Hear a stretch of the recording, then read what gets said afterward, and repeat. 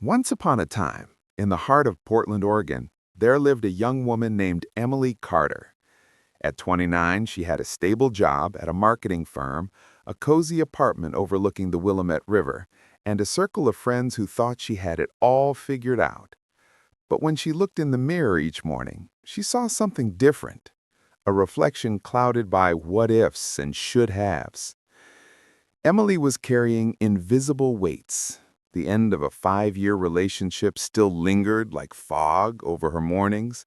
The regret of quitting her art school dream. The missed calls to her late father before he passed. They all pressed upon her like stones in a backpack she never took off. She had mastered the art of pretending, smiling at brunches, performing well at work, even giving advice about moving on that she couldn't take herself. But every night, as the city lights shimmered on the water, she would find herself scrolling through old photos, messages, and memories, frozen moments that refused to let her breathe freely. One rainy Saturday, Emily wandered into a small bookstore downtown. Second Chances, the sign read in faded gold letters. The smell of old paper and coffee hung in the air, and an elderly man behind the counter greeted her with a warm smile. She wasn't sure why she'd stopped there. Maybe fate knew she needed to. She picked up a book with a worn blue cover titled The Art of Letting It Go. Something about those words made her pause. She turned to the first page, and there, written in looping cursive, were the words, "You cannot fill your hands with tomorrow if you are still holding on to yesterday." The words struck something deep inside her. For the first time in months, Emily felt her chest loosen, as if a window had cracked open in a room she didn't realize was suffocating her. That night, as the rain tapped against her window pane, Emily opened the book again and began a journey that would take her through memories, forgiveness, rediscovery, and the hardest lesson of all, how to truly let go. The next morning, Emily woke to a sky streaked with pale gold. The rain had stopped, leaving the city washed clean, but her heart still felt heavy. She sat by her window, coffee in hand, and opened The Art of Letting It Go again. Each page seemed to speak directly to her. You cannot walk forward while looking back. Every goodbye is a lesson disguised as pain. She sighed. It sounded beautiful, but how did you actually do that? How did you let go of something that once felt like home? Her phone buzzed. It was Lena, her best friend since college. "Morning, Em. Brunch today. You've been hiding lately." Emily smiled faintly. Lena was the kind of friend who saw through her silences. "Sure," she texted back. "Same place?" By noon, they were sitting at their favorite spot, Maple and Main Cafe, a cozy brunch place with mason jar lights and chalkboard menus. The smell of syrup and roasted coffee filled the air. Lena leaned across the table. "You seem somewhere else lately. Still thinking about Aaron?" Emily looked down, tracing her finger along the rim of her mug. "It's not just him, it's everything. I feel like I'm stuck in a loop, the past replaying over and over." Lena nodded softly. "Maybe you need to stop replaying and start rewriting." The words sank in. Stop replaying. Start rewriting. It sounded simple, but something inside Emily stirred, a tiny flicker of possibility. That night, she stood before her bathroom mirror. For a long time, she just looked at her reflection. Her tired eyes, her soft hair tied in a loose bun, the small scar near her temple. Then she whispered to her reflection, "It's time to start over." The mirror didn't respond, but somehow she felt heard. The following Sunday, sunlight streamed through Emily's window, warm and persistent, like a gentle nudge. She decided it was time. Time to face the things she had buried, both literally and emotionally. Her closet had a small cardboard box tucked away in the back corner. She hadn't opened it in over a year, but she knew exactly what was inside. Letters, Photos, a dried bouquet from their first anniversary, even a concert ticket from a night she used to call perfect. Her fingers trembled slightly as she lifted the lid. The faint scent of old paper and lavender drifted out. She picked up a photograph. Her and Aaron, smiling on Cannon Beach, wind in their hair, waves crashing behind them. For a moment, she could almost hear the laughter again. Then the ache returned. She sat cross-legged on the floor, surrounded by fragments of a life that no longer fit. Each item was a story, a chapter that had ended, though she had never written the final line. Reaching into the box, she found a folded note, Aaron's handwriting. "I'll love you forever," it read. She exhaled shakily. "No, you won't, and that's okay." She pulled out a trash bag and began sorting. Some things went inside, gently, not angrily. Others she placed in a small pile on the floor, the things that still meant something to her, even without him. By the time she was done, the box was half empty, and so, in a strange way, was her heart. Not hollow, just lighter. Before bed, she wrote in her journal, "Today I said goodbye to memories, not because they hurt, but because I deserve space for new ones." She closed the journal, turned off the light, and slept deeply for the first time in months. A week passed quietly. The rain had returned, soft and rhythmic, painting the city in shades of gray. Emily found comfort in the sound. It felt like a song that understood her mood without asking for explanation. She had thrown away the box, yet the silence that followed felt louder than ever. The empty space in her closet mirrored the emptiness she sometimes felt inside. But there was also something else, a strange peace. At work, her colleagues noticed she smiled a bit more, laughed a bit easier. She wasn't healed, not yet, but she had stopped pretending to be okay. And that, she realized, was its own kind of progress. One evening, she sat in her living room with a cup of chamomile tea, the book, The Art of Letting It Go, resting open on her lap. The next chapter was titled The Echo of Silence. We often fear silence because it forces us to listen, not to the world, but to ourselves, the book read. Emily closed her eyes. She remembered how she used to fill her life with noise, podcasts, messages, endless scrolling, anything to drown out the quiet. But now, as she listened to the rain and the ticking of her wall clock, she found the silence oddly soothing. That night, instead of watching a show, she turned off her phone and just sat there. No distractions, no noise, just her thoughts, flowing like a calm river. In that quiet, she heard her heart whisper something she had been too busy to notice. "You're doing better than you think." A tear slipped down her cheek, not from sadness this time, but from the fragile beauty of peace returning to her life, one heartbeat at a time. On Saturday morning, Emily decided to take a walk through Washington Park, her favorite place in Portland. The air was crisp, the trees painted in shades of amber and gold. Autumn had a way of reminding her that change could be beautiful. She carried her sketchbook, one she hadn't opened in years. Back when she was in art school, she used to draw for hours, losing track of time. Now, she hadn't drawn anything since before her breakup. She found an empty bench near the rose garden, sat down and let her pencil trace gentle lines on the page. The curve of a leaf, the tilt of a flower. Her fingers were hesitant at first, but soon the rhythm returned. "Those are beautiful," a voice said. Emily looked up. A man in his early 30s stood nearby. He held a camera. His brown hair was wind-tossed, and his eyes carried the calm curiosity of someone who saw stories in everything. "Thanks," she replied softly. He gestured toward your sketchbook. "Do you mind if I sit?" "Not at all." They talked about art, photography, and the strange comfort of being outdoors in fall.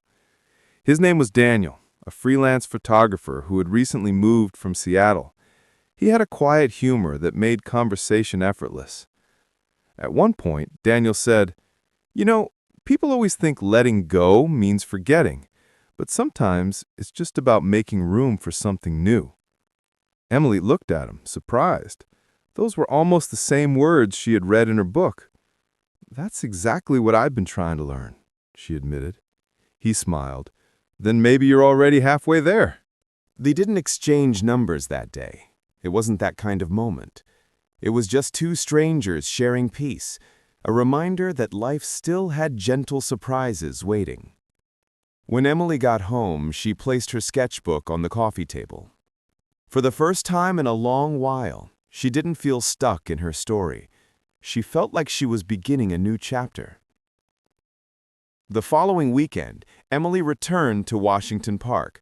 Same time, same path, same soft golden light filtering through the trees. But this time, she came not to escape her thoughts, but to meet them halfway. She sat on the same wooden bench, sketchbook resting on her lap. Around her, leaves fell like slow-motion confetti, each one letting go of the branch that had held it for so long. She couldn't help but smile. Nature really did practice what it preached. As she began sketching again, she noticed an older woman sitting a few benches away, feeding crumbs to the pigeons. Her silver hair shimmered under the sunlight, and there was a serenity in her face that drew Emily's attention. After a moment's hesitation, Emily walked over and said softly, "Beautiful day, isn't it?" The woman looked up, eyes twinkling. "Every day's beautiful once you stop holding on to the ones that aren't." Emily blinked, surprised. "That's exactly what I needed to hear." The woman chuckled. "You're not the first. I come here often. People sit, think, remember, regret. It's like this park gathers all the unfinished stories." They talked for nearly an hour. Her name was Margaret, a retired teacher who had lost her husband years ago. She told Emily how grief had once held her captive, until one morning she realized she could either keep mourning what was gone or start nurturing what remained. "You see these trees?" Margaret said, pointing to the maple grove. "Every year they lose everything, yet every spring they bloom brighter. That's how life works too." Emily felt her throat tighten. "I want to learn that kind of strength." Margaret smiled. "Then start small. Let one thing go today. A thought, a fear, a memory, even something tiny. Letting go isn't an act, it's a habit." When Emily returned home, she wrote in her journal, "Letting go is not losing. It's making room for life to happen again." She placed a red maple leaf between the pages, a token of her quiet promise to begin. That night, after her conversation with Margaret, Emily couldn't sleep. Her mind was restless, not with sadness this time, but with unfinished words. She got up, made herself some tea, and sat by her desk. The moonlight spilled across her notebook. She opened a blank page, took a deep breath, and began to write a letter. Not to send, but to release. Dear Aaron. When she stepped back, she saw a swirl of blues and golds, a storm meeting sunlight. "It's beautiful," Nora said softly. "That's what healing looks like on canvas." Emily's eyes shimmered. For the first time in years, she felt that familiar thrill, not of control, but of creation. As she left the workshop that evening, she realized something profound. Letting go wasn't about endings. It was about beginnings. And this paint-smeared, heart-wide-open version of herself was finally beginning again. Over the next few weeks, Emily made the art studio her Saturday ritual. Each class felt like therapy without words. Her brush became her confessor, her colors the emotions she'd never spoken aloud. Her first few paintings were chaotic, deep reds, moody grays, and blurred edges. But as time went on, her palette shifted.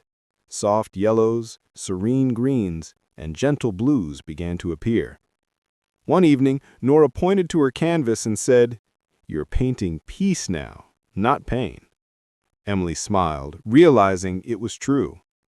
At work, her creativity began to bloom too. Ideas flowed effortlessly. Her manager even noticed, saying, "You've been on fire lately, Emily. Everything you touch feels more alive." Alive. That word stayed with her. One crisp afternoon, she visited a local art fair downtown. Rows of booths lined the street, handmade jewelry, ceramics, paintings. She felt drawn to the colors, the laughter, the hum of people simply being. Then she saw him. Daniel, the photographer she'd met on the bench weeks ago. He was behind a small booth, displaying his work. His photos captured the quiet beauty of everyday life. A child chasing a balloon, raindrops on a cafe window, an old couple dancing on the sidewalk. He looked up and recognized her immediately. "Hey, the artist with the sketchbook," he said, smiling. She laughed. "And the photographer who thinks letting go is about making room." They talked again, this time longer. He told her he was curating a community photo exhibit called Moments of Renewal. When she mentioned her new paintings, his eyes lit up. "You should display one," he said. "Your story sounds like exactly what this exhibit is about." Her instinct was to say no, to shrink, to doubt herself. But something inside whispered, "Why not?" "Okay," she said finally. "I will." As she walked home that evening, the city lights reflected off the puddles on the pavement, turning the streets into rivers of gold. Emily felt something she hadn't felt in years: excitement. Letting go, she realized, wasn't about losing color. It was about getting it back. The night of the exhibit arrived like the first breath after a long swim, exhilarating, terrifying, and beautiful all at once. The community center buzzed with people, the air filled with the hum of conversation and the faint scent of fresh paint and coffee. Emily stood near her painting, Becoming Light. It was the storm meets sunlight piece she'd created in her first class. Beneath it was a small placard. "Healing isn't forgetting. It's learning to see beauty again." She almost backed out that morning, her old insecurities whispering, "Who do you think you are?" But as she looked around the room, at the photographs, the laughter, the shared vulnerability, she realized this wasn't about perfection. It was about courage. Daniel spotted her from across the room and waved. "There she is, the star of the show," he teased. Emily laughed, shaking her head. "Hardly. I'm just one story among many." He looked at her painting and said softly, "Maybe, but it's a story people need to see." And that was also true. A few guests stopped to admire her piece. One woman said, "It feels peaceful, like the moment after a storm." Emily smiled. That's exactly what it is. As the evening went on, she found herself mingling, laughing, living. When the lights dimmed for closing remarks, Daniel walked over with 2 cups of cider. They stood together in quiet contentment, looking at the art that surrounded them. Hundreds of moments of letting go and starting again. "You know," Daniel said, "maybe life's not about holding on to people or things. Maybe it's about collecting moments like these, the kind that remind you you're still growing." Emily looked at him, her eyes soft. Maybe that's the art of it all. Outside, as they stepped into the cool night, she looked up at the sky, vast, open, endless, and for the first time, she felt the same way. The week after the exhibit, Emily noticed something remarkable. Nothing felt urgent anymore. There were no late-night tears, no what-if spirals, no aching urge to reopen old wounds. For the first time in years, silence didn't scare her. It soothed her. Each morning she made coffee, opened her curtains, and watched the city awaken. Joggers in the park, kids on their way to school, sunlight slipping across rooftops. She'd started sketching again before work, not for a project or deadline, but for the sheer joy of seeing blank space turn into something meaningful. Still, there were moments, small flashes of doubt. One afternoon, she scrolled through her old photos again, pausing at one of her and Aaron smiling beneath a string of Christmas lights. It no longer broke her, but she felt a quiet sadness, not for what was lost, but for how long she'd carried it. Later that evening, she met Lena for dinner. Her best friend noticed the change immediately. "You seem lighter," Lena said, swirling her drink. "Like you finally exhaled." Emily smiled. "Maybe I did. I think I've been holding my breath for years." Lena leaned in. "So, what now?" "I don't know," Emily admitted. "And for once, that doesn't scare me. I think this chapter of my life is about stillness, learning to exist without rushing toward the next thing." That night, Emily walked home beneath the city lights, her coat wrapped snugly around her. She thought about how strange it was. The moments that once defined her now felt distant, almost like someone else's story. Life, she realized, isn't the straight line. It's a collection of seasons, some heavy, some bright, all necessary. And sometimes the most powerful thing you can do is simply stand still and let the world catch up with your heart. As she turned the corner toward her apartment, she whispered softly into the night, "I'm ready for whatever comes next." And for the first time, she truly meant it. 2 weeks later, Emily's phone buzzed with an email notification. It was from Nora, her art instructor. "Hi, Emily. We're organizing a small showcase at the studio next month, Stories in Color. I'd love for you to feature your latest piece. You have a way of painting emotion that others connect to. Let me know if you're interested." Emily read it twice. The idea thrilled her and terrified her. This would be her first solo piece in a professional show. Part of her still whispered, "You're not ready. You're not an artist anymore."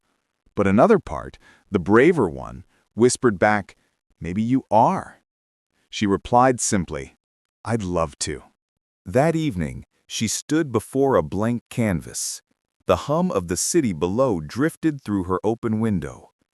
For a long time, she just stared at the white expanse, unsure where to begin. Then she dipped her brush into soft shades of teal and rose. She painted not from memory this time, but from presence. The calm mornings, the quiet evenings, the rediscovery of herself. The painting grew over days, evolving into something luminous, a figure standing at the edge of an ocean, letting the wind carry away paper boats. She titled it Release. As she worked, she realized how far she'd come. The woman who once avoided her own reflection now painted herself in the light. The girl who once clung to what was gone was now brave enough to create from what is. One afternoon, Daniel dropped by the studio.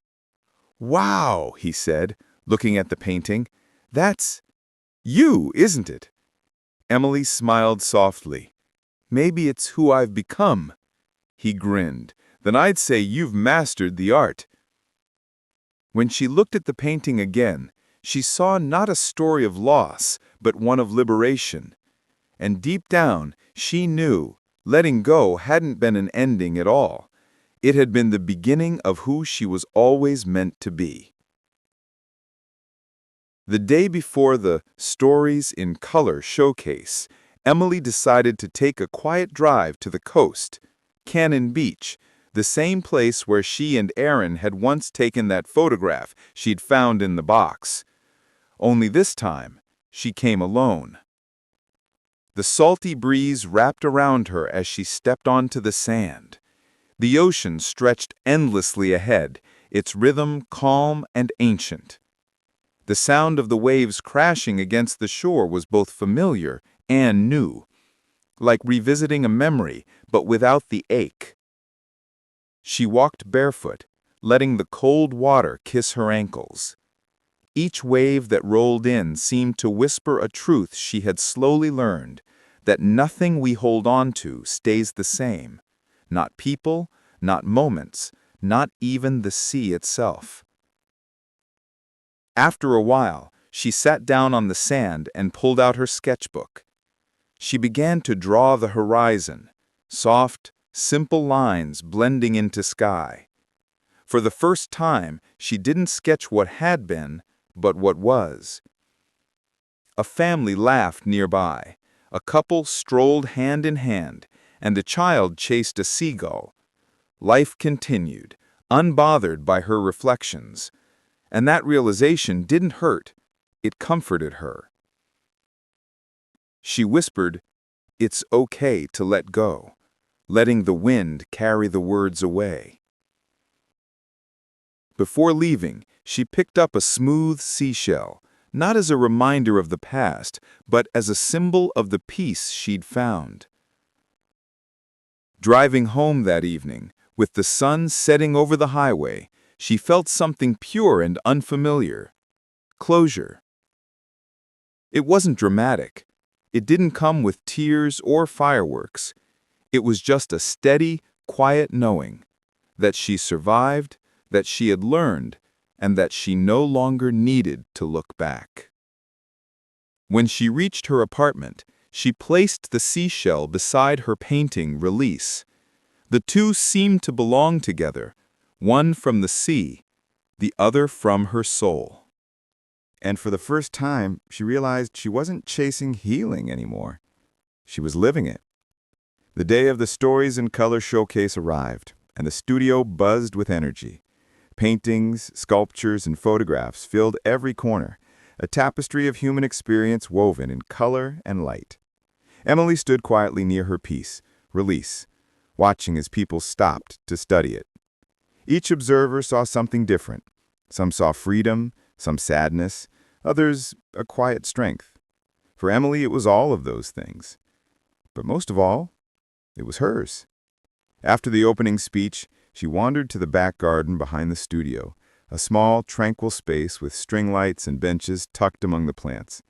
The night was cool, the air faintly scented with jasmine. Daniel found her there, 2 cups of coffee in hand. Hiding from the crowd again? He teased gently. Maybe just taking it in, she said with a smile. For so long I was chasing what I'd lost. Now I just want to stand still for a while. He nodded. Standing still doesn't mean being stuck. Sometimes it's where the heart catches up to the soul. They sat in comfortable silence for a while. Then, Daniel said, "You know, your painting, it's not about letting go, it's about becoming light enough to move forward." Emily turned to him, her eyes soft. Maybe that's what we're all learning, in our own ways. As the night deepened, the sound of laughter and music drifted from inside, but Emily stayed under the open sky, feeling grounded and weightless all at once. In that stillness, she understood something she hadn't before. Letting go wasn't a single act, but a practice, a daily choosing to release, forgive, and trust the unfolding of life. And as she breathed in the cool night air, she realized that stillness wasn't the absence of movement, it was the moment before flight.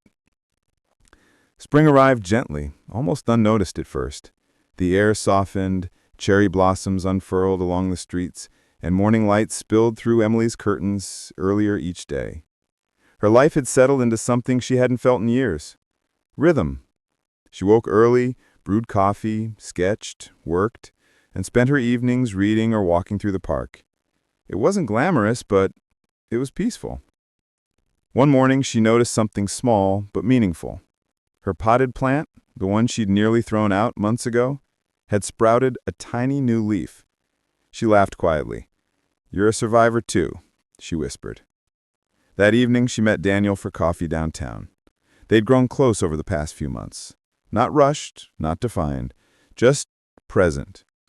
He shared stories about his photo projects, and she told him about her next painting idea, one inspired by the seasons of change. "You seem different lately," he said, studying her face. "Calmer." I think I finally understand that peace doesn't come after everything's perfect, she replied. It comes when you stop demanding that it has to be. Daniel smiled. That sounds like your next art piece's title. Emily laughed. Maybe it is. As they walked outside, a light drizzle began to fall. Soft, cleansing. She tilted her face upward, letting the drops kiss her skin. Months ago, she would have run for cover. But now, she simply stood there, arms open, eyes closed. The rain wasn't a reminder of sorrow anymore. It was renewal, a quiet applause from the sky. Later that night, she wrote in her journal, "Healing doesn't announce itself. It just arrives one morning like spring. Steady, gentle, inevitable." She closed the journal and smiled to herself. The rain had stopped, and the world smelled new again. A few weeks later, Emily received a message that made her pause. It was from Aaron. "Hey, I saw your name in the local arts newsletter. Congratulations on the exhibit. I'm really proud of you." For a long moment, she simply stared at the screen. A few months ago, those words would have sent her spiraling, replaying everything, reopening what she'd worked so hard to close. But now, she just felt calm. She typed back slowly. "Thank you, Aaron. I hope you're doing well." No bitterness, no hidden meaning, just closure. The real kind. After hitting send, she sat by her window and looked out over the river. The water shimmered in the sunlight, flowing endlessly forward, never backward. She smiled. Later that afternoon, she walked across the Tillicum Crossing Bridge, her favorite spot in Portland. It had become a place of reflection for her, where she'd think, dream, breathe. Halfway across, she stopped and leaned against the railing. The wind was brisk, tugging at her hair, and below her, the water glimmered like glass. She thought of who she had been a year ago, scared, uncertain, holding on to fragments. And then she thought of who she was now, steady, open, free. Letting go, she realized, had built a bridge between those two versions of herself, and crossing it had taken courage, not the loud kind, but the quiet kind that grows from choosing peace over pain. A cyclist passing by called out, "Beautiful view, huh?" Emily smiled. "The best," she said.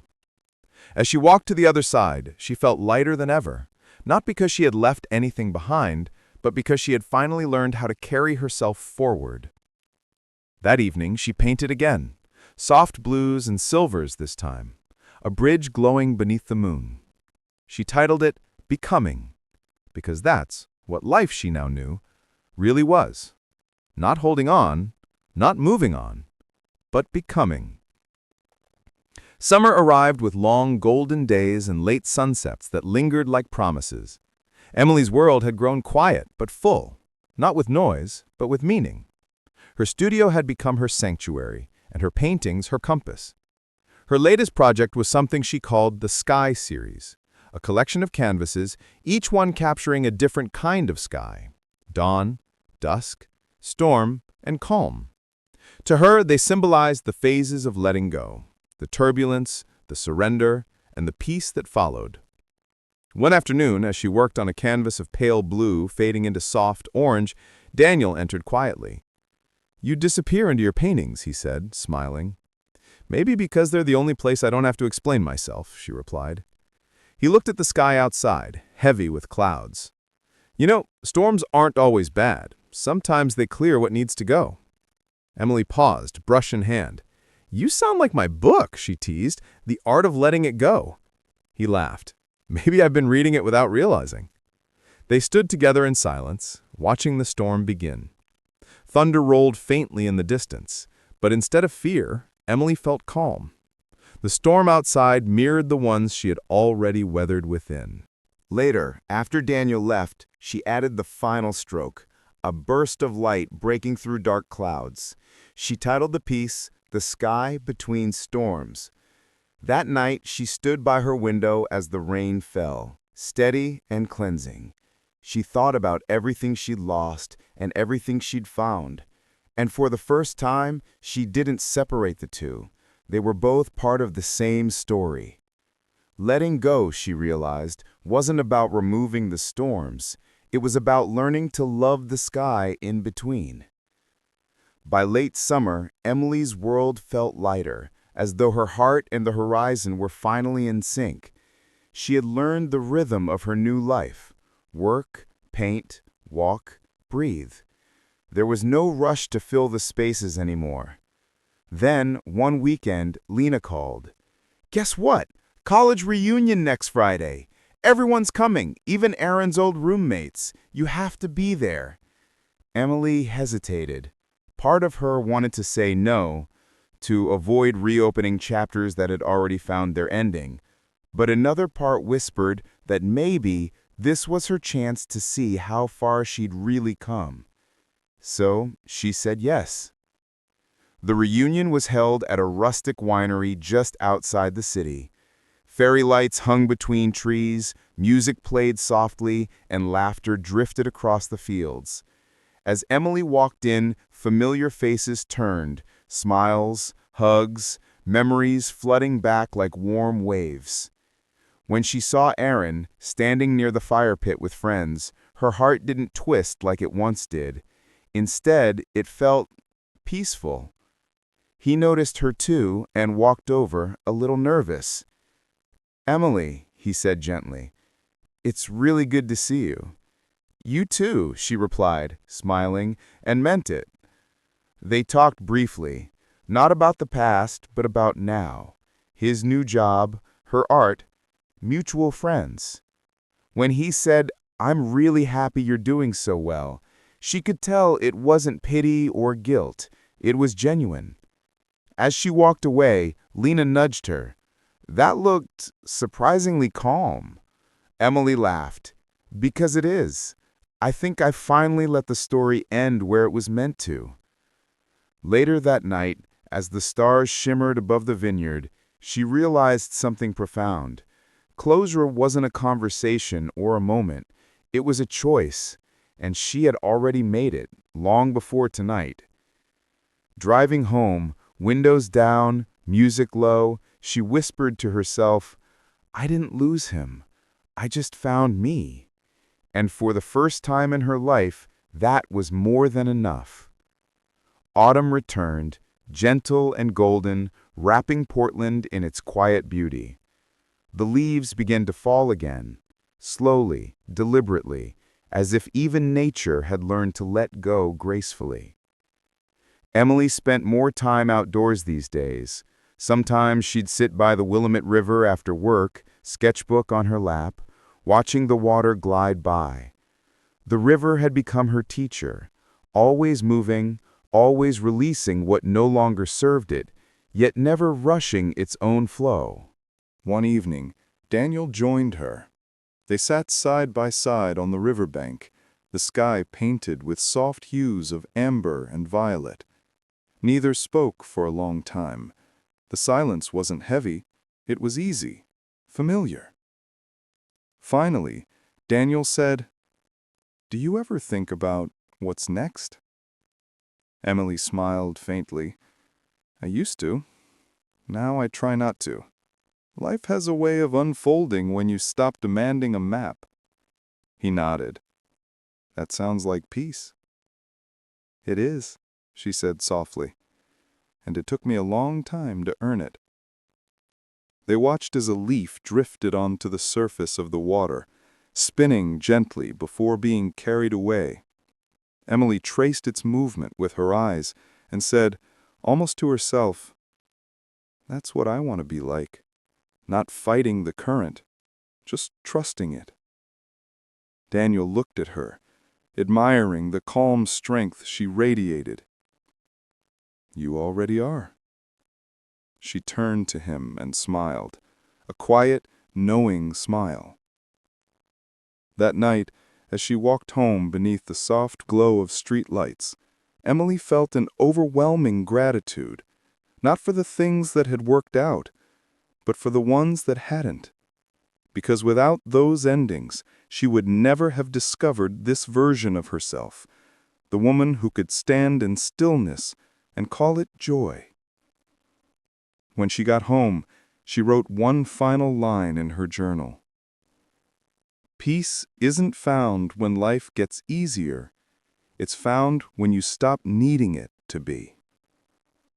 She closed the book, blew out the candle, and slept deeply, unburdened, unafraid, and finally, free. Winter came quietly that year. The city glistened beneath a light dusting of snow, and the air carried the crisp stillness that only December brings. From her apartment window, Emily watched flakes drift past the glass, each one delicate, fleeting, beautiful because it never tried to stay. She was preparing for her first solo art show, an exhibition titled The Art of Letting It Go. Every painting she'd created over the past year told a piece of her journey. Release, becoming, the sky between storms, and now her newest piece, a calm horizon fading into light. She called it Home. The night of the opening, the gallery hummed softly with the sound of footsteps and quiet wonder. People lingered before her paintings, reading the small notes she'd written beside them. Forgiveness is freedom. Healing is not a straight line. Peace is the reward of surrender. Daniel arrived late, a warm smile lighting his face. "You did it!" Emily looked around, at the art, the people, the gentle hum of life. "We did it," she replied, her voice steady, calm. He nodded. "So tell me, after all this time, what does letting go mean to you now?" She thought for a moment, gazing at her final painting, the soft horizon, endless and open. "It means not needing to rewrite the past. It means loving what was, blessing what ended, and trusting what comes next." For a moment, they stood in silence. Then Daniel reached for her hand, not as a promise, not as a possession, but as a presence. Outside, snow continued to fall, painting the world white again, a blank canvas waiting for new color. Later that night, when everyone had gone and the gallery was still, Emily walked to the center of the room, surrounded by her own creations. She closed her eyes, breathed deeply, and whispered to the quiet, "Thank you for the pain that taught me peace, for the endings that showed me beginnings, and for the art that reminded me who I am." She smiled, tears warm against the winter chill. Because she finally understood, letting go wasn't about losing. It was about becoming whole enough to begin again. And so, under the soft glow of the gallery lights, with the city sleeping outside and her heart wide open within, Emily Carter, once broken, now blooming, finally mastered the most beautiful art of all, the art of letting it go.